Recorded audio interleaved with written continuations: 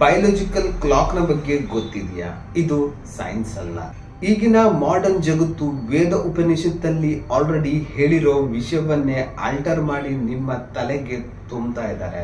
ಇದನ್ನ ತುಂಬಾ ಸಿಂಪಲ್ ಆಗಿ ತಿಳಿದುಕೊಳ್ಳೋಣ. ನೀವು ಬುದ್ಧಿವಂತರಾದ್ರೆ ಯಾವ್ದನ್ನ ಫಾಲೋ ಮಾಡಬೇಕು ಅನ್ನೋದನ್ನ ನಿಮ್ಗೆ ಬಿಡ್ತೀನಿ. ಹಾಗಾದ್ರೆ ಈ ಬಯೋಲಾಜಿಕಲ್ ಕ್ಲಾಕ್ ಅಂದ್ರೆ ಏನು? ನಿಮ್ಮ ದೇಹದ ಗಡಿಯಾರ. ಇದನ್ನ ಪಾಶ್ಚಾತ್ಯರು ಈಗ ಬಯೋಲಾಜಿಕಲ್ ಕ್ಲಾಕ್ ಅಂತ ಹೇಳ್ತಾ ಇದ್ದಾರೆ. ಆದ್ರೆ ಇದನ್ನ ಆಲ್ರೆಡಿ ವೇದ ಉಪನಿಷತ್ತಲ್ಲಿ ಇದರ ಬಗ್ಗೆ ಉಲ್ಲೇಖ ಮಾಡಿದ್ದಾರೆ. ಅದನ್ನ ಈಗ ಅರ್ಥ ಮಾಡಿಕೊಳ್ಳೋಣ.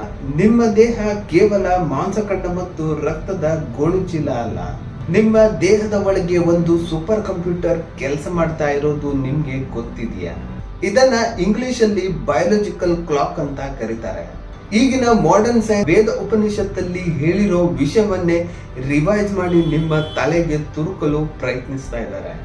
ಇದನ್ನ ಯಾವ ರೀತಿಯಲ್ಲಿ ನಿಮ್ಮ ಮೈಂಡ್ ಅಲ್ಲಿ ತುಂಬ್ತಾ ಇದ್ದಾರೆ ಅನ್ನೋದನ್ನ ಈಗ ಹೇಳ್ತೀನಿ.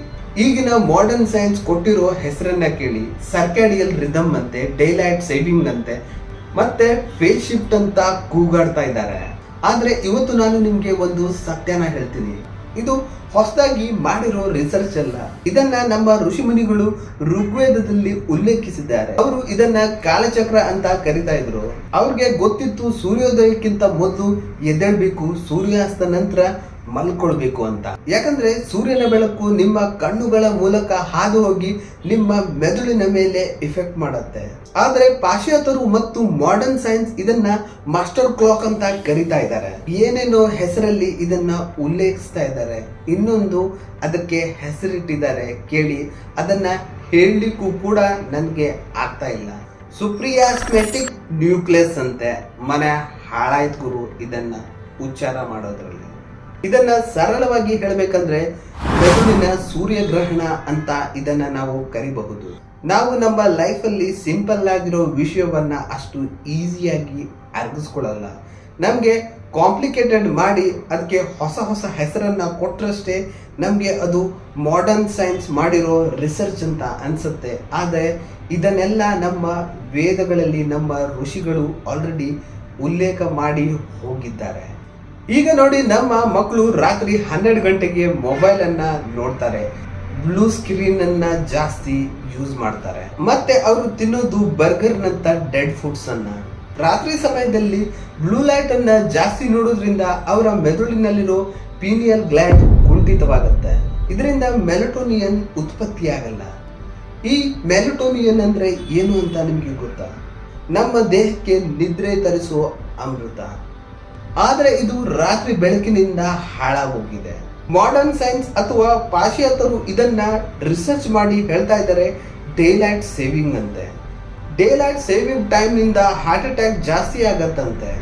ನಮ್ಮ ಋಷಿ ಮುನಿಗಳು ಇದನ್ನ ನೋಡಿ ನಗ್ತಾ ಇರಬಹುದು. ಇವತ್ತಿನ ಮಾಡರ್ನ್ ಸೈನ್ಸ್ ರಿಸರ್ಚ್ ಮಾಡಿ ಹೇಳುತ್ತೆ ನಿಮ್ಮ ಕಿಡ್ನಿಗೂ ಕೂಡ ಒಂದು ಕ್ಲಾಕ್ ಇದೆ ಮತ್ತು ನಿಮ್ಮ ಲಿವರ್ಗೂ ಕೂಡ ಒಂದು ಕ್ಲಾಕ್ ಇದೆ ಅಂತ. ಅವರು ಇದಕ್ಕೂ ಕೂಡ ಒಂದು ಹೆಸರಿಟ್ಟಿದ್ದಾರೆ. ಅದೇನಂದ್ರೆ ಪೆರಿಫೆರಲ್ ಕ್ಲಾಕ್ ಅಂತೆ.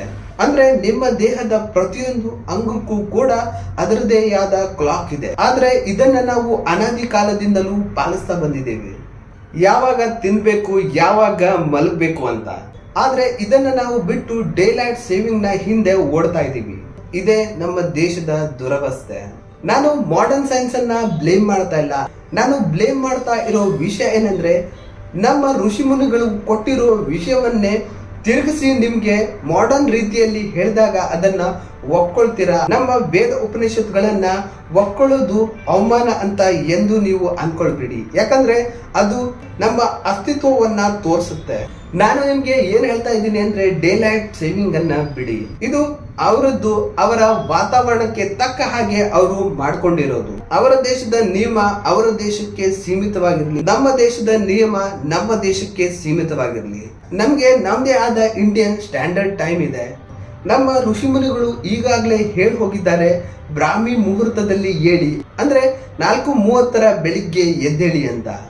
ಆ ಸಮಯಕ್ಕೆ ಎದ್ದೇಳಲು ಯಾವುದೇ ಡೇಲೈಟ್ ಸೇವಿಂಗ್ ನ ಅವಶ್ಯಕತೆ ಇಲ್ಲ. ಸೂರ್ಯೋದಯಕ್ಕಿಂತ ಮುಂಚೆ ಎದ್ದೇಳಿ ಹಾಲು ತುಪ್ಪನ ಚೆನ್ನಾಗಿ ತಿನ್ನಿ. ಆದ್ರೆ ದೇಸಿ ಆಕಳ ಹಾಲು ತುಪ್ಪ ಆಗಿರ್ಲಿ. ಇದರಿಂದಾಗಿ ನಿಮ್ಮ ದೇಹದ ಗಡಿಯಾರ ಆಟೋಮೆಟಿಕ್ ಆಗಿ ಸರಿ ಹೋಗುತ್ತೆ. ಯಾಕಂದ್ರೆ ನಾವು ಪ್ರಕೃತಿಯ ಮಕ್ಕಳು, ಪ್ರಕೃತಿಯ ಜೊತೆಗೆ ಹೊಂದಿಕೊಂಡು ಬದುಕೋರು. ಪಾಶ್ಚಾತ್ಯರು ಈಗ ಪ್ರಯೋಗಶಾಲೆಯಲ್ಲಿ ಕೂತು ಸರ್ಕ್ಯಾಡಿಯಲ್ ರಿದಮ್ ಅನ್ನ ನಮ್ಗೆ ಹೇಳ್ಕೊಡ್ತಾ ಇದ್ದಾರೆ. ಆದ್ರೆ ಇದನ್ನ ನಾವು 1000 ವರ್ಷಗಳ ಹಿಂದೆ ಇದರ ಬಗ್ಗೆ ತಿಳ್ಕೊಂಡಿದ್ದೇವೆ. ನಿಮ್ಮ ಮಕ್ಕಳಿಗೆ ನಮ್ಮ ದೇಶದ ಟ್ರೆಡಿಷನ್ ಅನ್ನ ಹೇಳ್ಕೊಡಿ. ರಾತ್ರಿ ಮೊಬೈಲ್ ಟಿವಿಯನ್ನ ಬಿಡಿಸಿ ಬೆಳಿಗ್ಗೆ ಬೇಗ ಎದ್ದೇಳಲು ಹೇಳ್ಕೊಡಿ. ಆಗ ಅವರು ರೋಗ ಮುಕ್ತರಾಗ್ತಾರೆ. ಇದರಿಂದಾಗಿ ನಮ್ಮ ದೇಶ ಕೂಡ ಮತ್ತೊಮ್ಮೆ ವಿಶ್ವಗುರು ಆಗೋದನ್ನ ಯಾರು ಕೂಡ ತಪ್ಪಿಸ್ಲಿಕ್ಕೆ ಆಗಲ್ಲ. ಹಾಗಾದ್ರೆ ನೀವು ಯಾವಾಗ ನಿಮ್ಮ ದೇಹದ ಗಡಿಯಾರವನ್ನ ಸರಿ ಮಾಡ್ಕೊಳ್ತೀರಾ? ಇವತ್ತಿನಿಂದಲೇ ಮಾಡ್ತಿರೋ ಅಥವಾ ಇದಕ್ಕೋಸ್ಕರ ಇನ್ನು ಕಾಯ್ತಾ ಇರ್ತಿರೋ? ನಿಮ್ಗೆ ನಿಮ್ಮ ದೇಶದ ಬಗ್ಗೆ ಮತ್ತು ಸಂಸ್ಕೃತಿ ಬಗ್ಗೆ ಗೌರವಿದ್ರೆ ಈ ವಿಷಯವನ್ನ ಆದಷ್ಟು ಜನರ ಜೊತೆ ಶೇರ್ ಮಾಡಿ. ಇನ್ನೊಂದು ವಿಡಿಯೋ ಜೊತೆ ಮತ್ತೊಮ್ಮೆ ಬರ್ತೀನಿ. ಅಲ್ಲಿವರೆಗೆ ಧನ್ಯವಾದಗಳೊಂದಿಗೆ ಶುಭ ದಿನ.